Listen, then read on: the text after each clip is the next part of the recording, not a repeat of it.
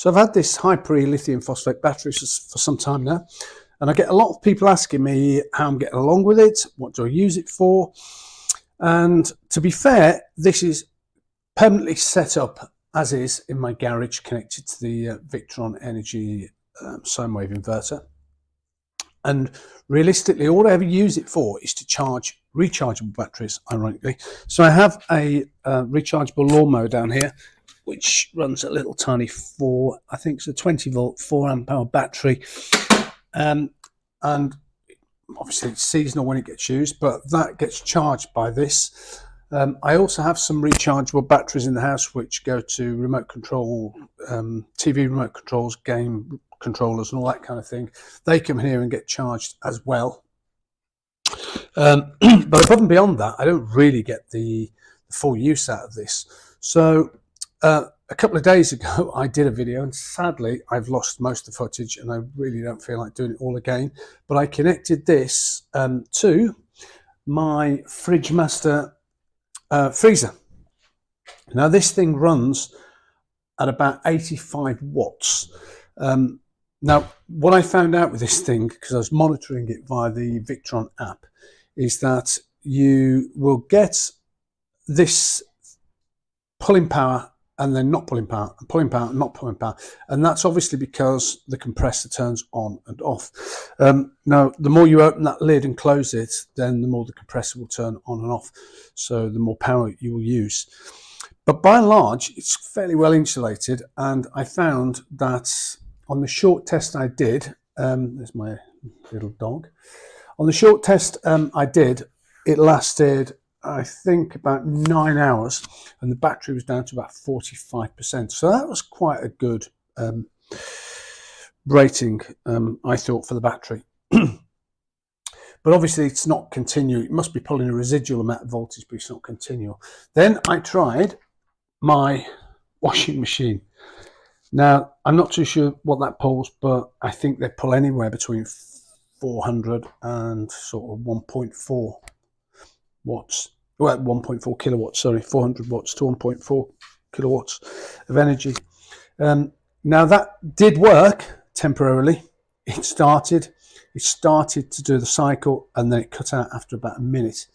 I think the power, something inside the washing machine, I think it's probably the immersion heater thing in there that heats up the water, that started to kick in, and it was just pulling too much voltage or current, and it stopped going. So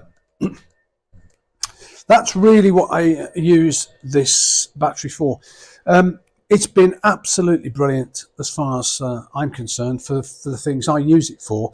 I'm certain, and I forgot to say, I also did another test. I think I might have a bit of footage, so I'll include that as well. But I connected it to my 55-inch TV in the lounge, and that pulls an average of 110 volts, and that's going to vary because of the brightness of the screen, as I say on the video. But that was connected for about 2.5–3 hours, and I barely saw any. Well, I think there was a couple of percentage of voltage that dropped on the battery at the time, but it didn't make a big impact on it. So, you know, oops, knock something off. So if the power went, I'm sure you could run the TV, the internet, and whatever else, the router. Sorry, not the internet, the router, for quite a while off this battery. So I don't really know what else to say about it. If I get round to doing another video where I connect something of some substance to this battery, because at the moment, although that fridge freezer looks a big item to connect to, like I say, it's after the initial pull to sort of get it going, you kind of don't really see an awful lot of voltage change in it, and it doesn't really pull a lot of power. So it certainly didn't on my test anyway. So what I'll do is I'll try and connect something that is more permanent. I did have a TV in the garage that was connected up on the wall there, on the bracket, but that has since gone in the bin because it packed up. But I used to watch a bit of TV in here whilst doing a few things, and that could get a couple of hours off that TV easy, and the battery wasn't really phased by it. It was probably down again 10%, 15%. So I'll do another video in the coming weeks, and hopefully I won't lose that footage, and it will give you a more sort of or give you a better idea as to what this battery is really capable of. But for the time being, I have to say I'm really pleased with it. It has served me well for what I do, and that's not very much because, like I say, it's only to charge rechargeable batteries. But above and beyond that, I'm getting some energy for free, obviously after the initial outlay of buying all this. But to be fair, it's a good battery, and I wouldn't say it's any better or worse than any other battery out there. I haven't tested any other battery, so I can't say that with real honesty, but I would imagine it's no better or worse than any other battery out there. So if you're thinking of getting one, this has served me well.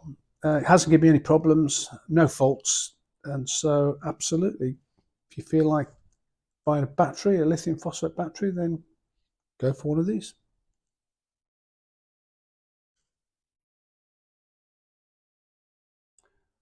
So 16 hours, just a little over an hour later, and we're at 96% and still plugged in.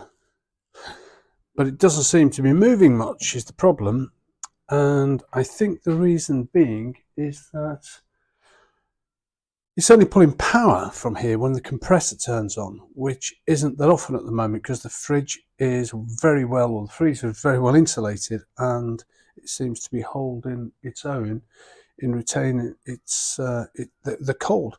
So the compressor's not kicking in, therefore it's not taking much power out of the battery, and really most of the power at the moment is being taken from the inverter. So I'm going to have a think. If it was a nice hot day and I kept lifting the lid on and off, or up and down on the freezer, or the freezer should I say, then it may be a completely different story. But at the moment, just leaving it alone, I could probably be here for another day or two and it would be absolutely fine. So I'm going to try something different.